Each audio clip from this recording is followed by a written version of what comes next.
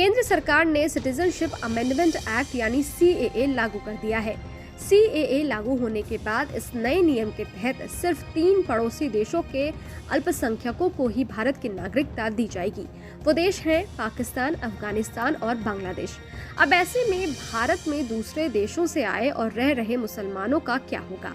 क्या उन्हें भारत की नागरिकता दी जाएगी? इन सवालों के जवाब को जानने से पहले आपको बताते हैं कि आखिर CAA यानी सिटीजनशिप अमेंडमेंट एक्ट क्या है।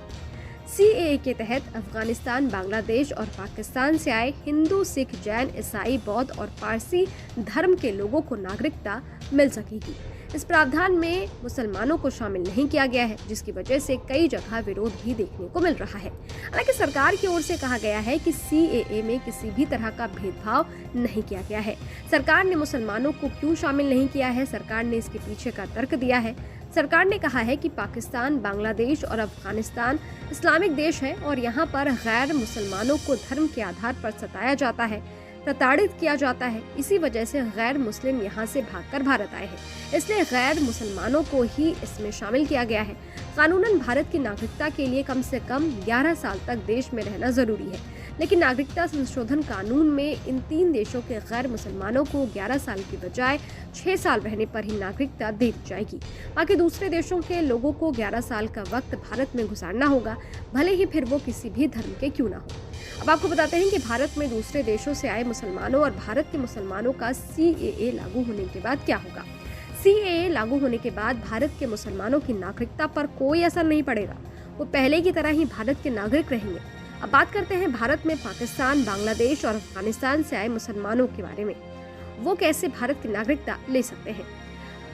आपको बता दें कि भारत में नागरिकता अधिनियम 1955 के तहत पहले से ही भारतीय नागरिकता हासिल करने, नागरिकता के नियम तय करने और रद्द करने के संबंध में कानून है।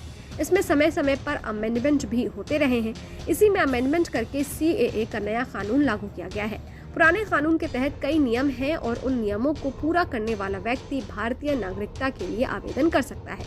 PMO दिए गए आवेदन पर विचार करेगा। अगर व्यक्ति का आवेदन सही लगता है तो भारत की नागरिकता मिल जाएगी। भारत की नागरिकता पाने के लिए जो नियम है उसमें कोई भी विदेशी व्यक्ति जिसने किसी भारतीय नागरिक से शादी की हो और 7 साल से ज्यादा समय से भारत में रह रहा हो, वो आवेदन कर सकता है।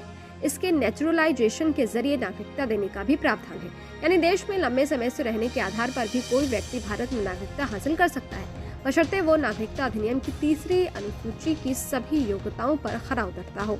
वो नागरिकता के लिए आवेदन कर सकता है। इसके अलावा राष्ट्रमंडल के सदस्य देशों के नागरिक जो भारत में रहते हों या भारत सरकार की नौकरी कर रहे हों, आवेदन पत्र देकर भारत की नागरिकता प्राप्त कर सकते हैं। इसी तरह के कई नियम हैं जो भारत के बाहर के किसी भी धर्म के व्यक्ति को नागरिकता प्रदान करने की सुविधा प्रदान करते हैं। हालांकि यहाँ से साफ कर दें कि नागरिकता देने का अधिकार PMO के पास होता है और वो आवेदन को रिजेक्ट भी कर सकता है। इस मामले में पाकिस्तानी मुस्लिम अदनान सामी का उदाहरण लिया जा सकता है। अदनान सामी जो कि फेमस सिंगर हैं, पाकिस्तान के रहने वाले थे, लेकिन भारत में लंबे समय रहने के बाद उन्होंने भारत में नागरिकता के लिए आवेदन किया। 2 बार उनका आवेदन रिजेक्ट भी किया गया, लेकिन बाद में उन्हें भारत की नागरिकता दे दी गई। इसके अलावा 90 के दशक में पाकिस्तानी गोल्फर फैसल कुरैशी को भी भारत की नागरिकता दी गई थी। उन्होंने एक भारतीय महिला से शादी की थी, यानी साफ है कि नागरिकता के पुराने नियमों के तहत अन्य देशों के मुसलमान भी सभी शर्तों को पूरा करने के बाद भारत की नागरिकता ले सकते हैं। ये वीडियो आपको कैसा लगा? इस वीडियो पर आपकी क्या राय है? कमेंट बॉक्स में जरूर बताइएगा। देखते रहिए न्यूज़ नेशन डिजिटल। शुक्रिया।